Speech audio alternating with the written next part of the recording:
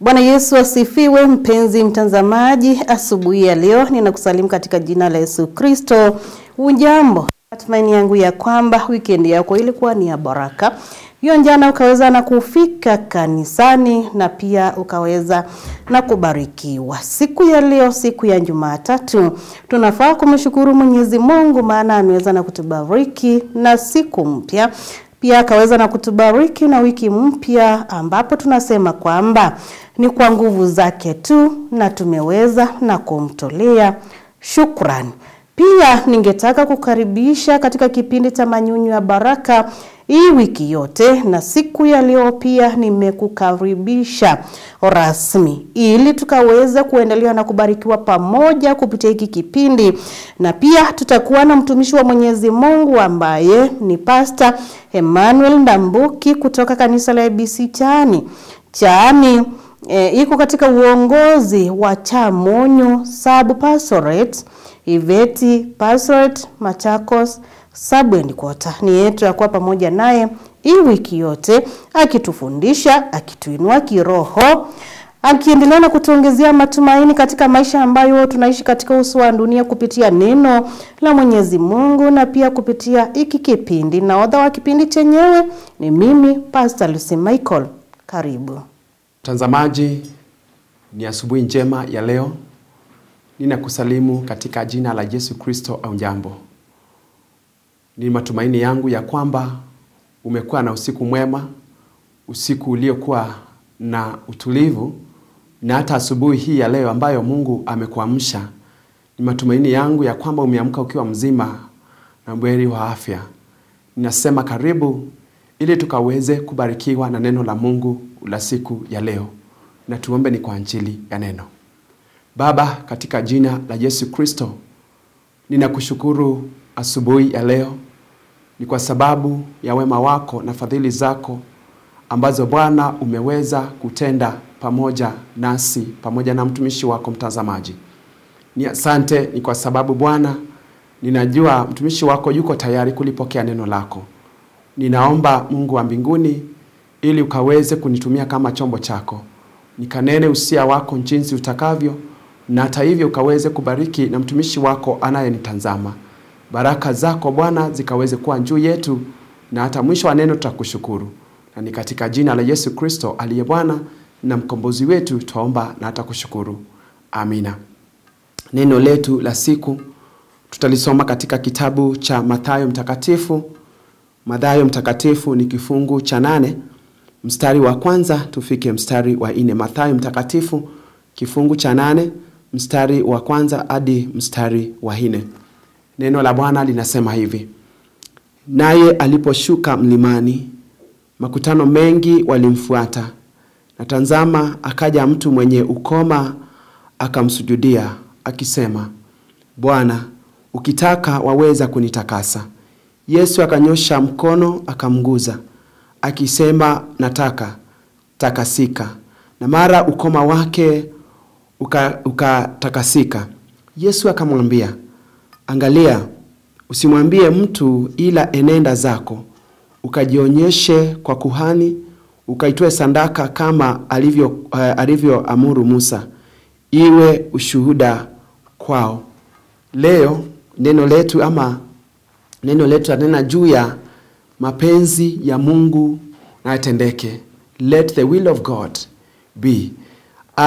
Yesu Kristo katika mambo yake ya kikazi na katika huduma yake aliweza kuwahudumia watu tofauti, na alikutana na watu ambao walikuwa na haja nyingi na haja tofauti.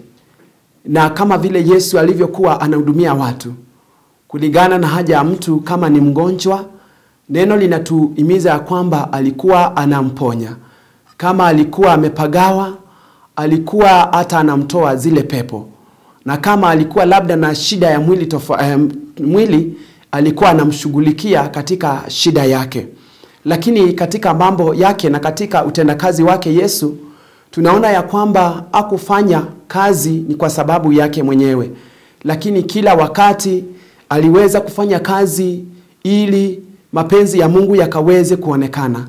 na alifanya kazi hili kwa yote yule ambaye atahudumiwa na yeye, akaweze kuelewa ya kwamba mtendaji kazi mkuu ni Mungu mwenyewe ambaye ndiye Baba yetu wa mbinguni. Hapa tunaona mtu huyu ambaye wakati Yesu alipokuwa ana makutano, alikutana na mtu ambaye alikuwa na ukoma.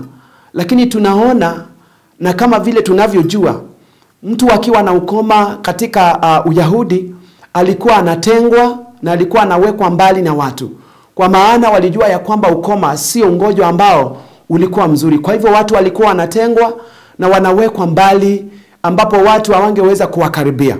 Lakini hapa tunaona mtu huyu anamkaribia Yesu, na kitu cha kwanza cha kufanya anamsujudia, na hata hivyo anamuongelesha, anamwambia Yesu, ukitaka waweza kunitakasa.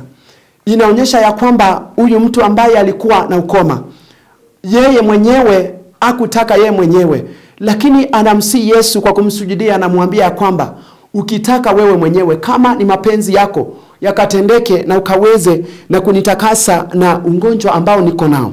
Na tunaona Yesu anaonyesha mkono wake na anamguza yule mtu, anamwambia akisema nataka takasika. Kwa hivyo huyu mtu alimwambia kwamba mimi mwenyewe ninataka, na Yesu akamwambia basi na ukaweze kutakasika na ugonjwa wake ukaweza kumuondokea. Ili jambo na hili neno la leo linatufunza nini sisi kama watumishi wa Mungu? Kuna haja ya kuelewa ya kwamba si haja na Mungu akaweze kukufanya yeye, lakini kama hautakumbali mapenzi ya Mungu yakaweze kutendeka katika maisha yako, lile jambo na lile hitaji ambalo uko nalo alitaweza kutendeka. Lakini kama wewe mwenyewe utataka, Mungu yeye mwenyewe ataweza kukushughulikia. Na ndio sababu mtu mwenye ukoma anamwambia Yesu, ninataka. Mungu anatazama, Mungu anatuangalia sisi kama watu wake.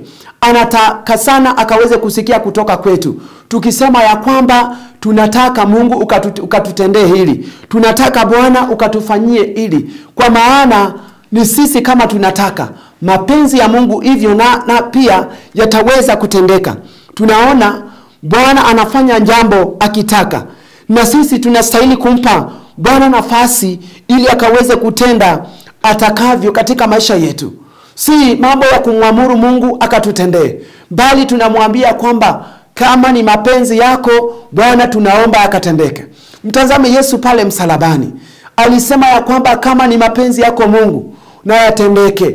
Nafsi yangu na roho yangu iko mikononi mwako, basi niondolee kikombe hiki kama ni mapenzi yako.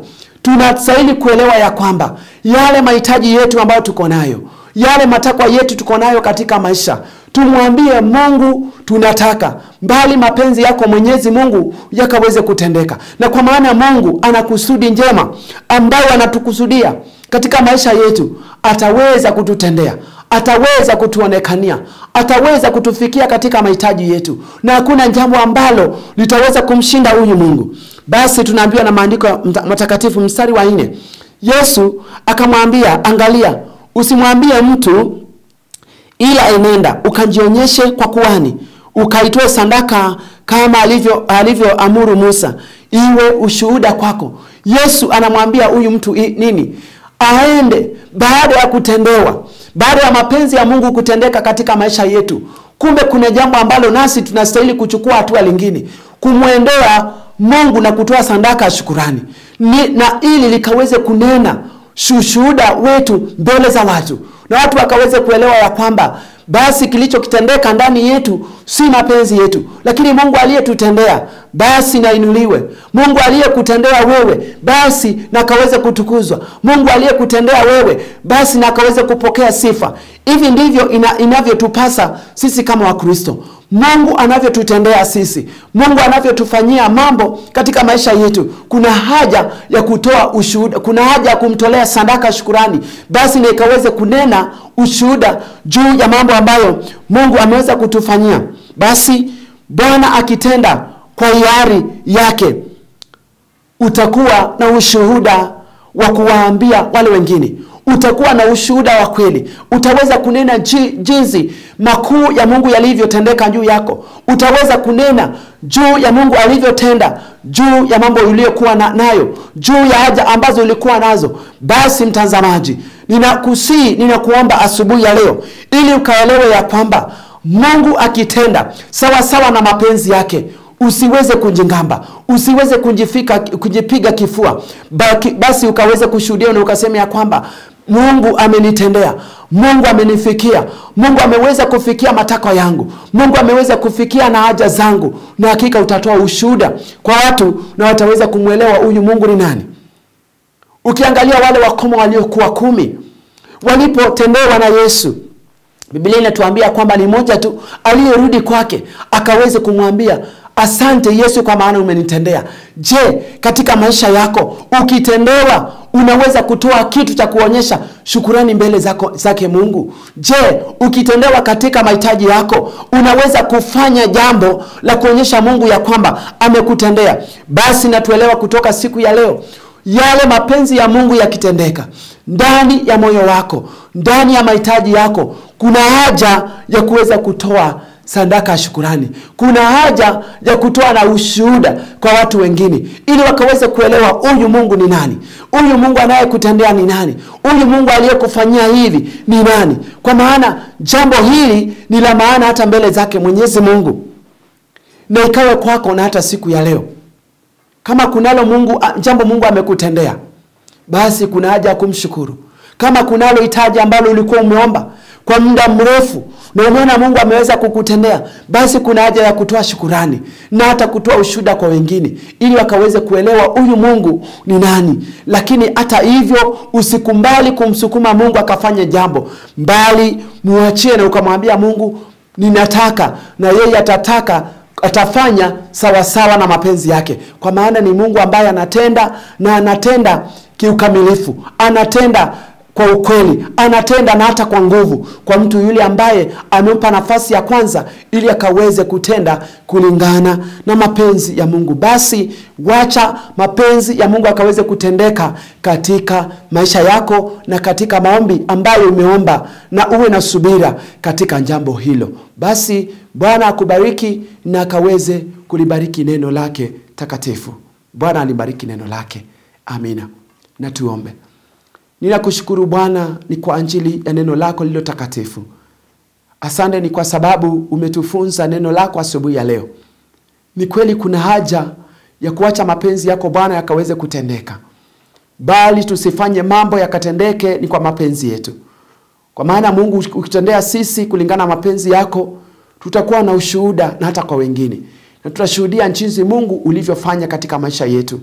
Basi msaidie mtumishi wako mtazamaji aliyenitazama na kusikia neno lako.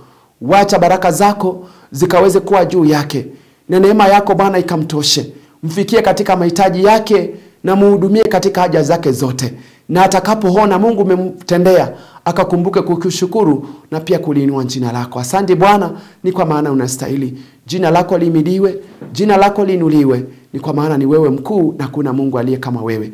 Na ni katika jina la Yesu Kristo aliye Bwana na mkombozi wetu taomba na hata kushukuru. Amina. Bwana akubariki na uwe na siku njema. Asante. Mapenzi ya Mungu yatendeke. Ndilo fundisho ambalo tumeweza na kufundishwa asubuhi ya leo na kutiwa nguvu na kutiwa moyo nalo na mtumishi wa Mwenyezi Mungu, ambapo tumeweza na kujua kwamba wakati ambapo tunaomba tumpe Mungu nafasi yake, na tuombe kwamba mapenzi yake yakaweze na kutendeka.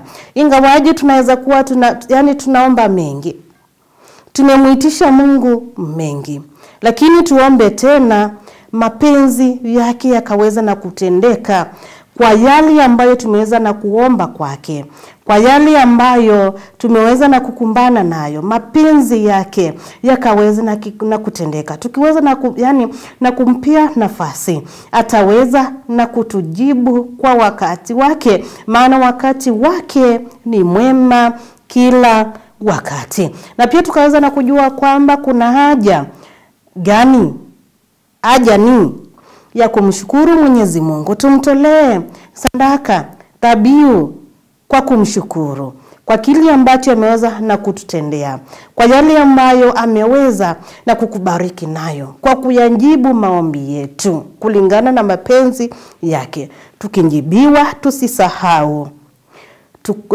tukumbuke kumtolea dhabihu, sadaka ambayo huongea mengi, ili pia naye aendelee na kuinuliwa na aendelee na kutubariki zaidi. Ninakutakia siku njema, siku ya baraka. Tupatane hapo saa 3:30 jioni ili tukaweze na kubarikiwa tena kupitia marudio ya hiki kipindi. Shalom.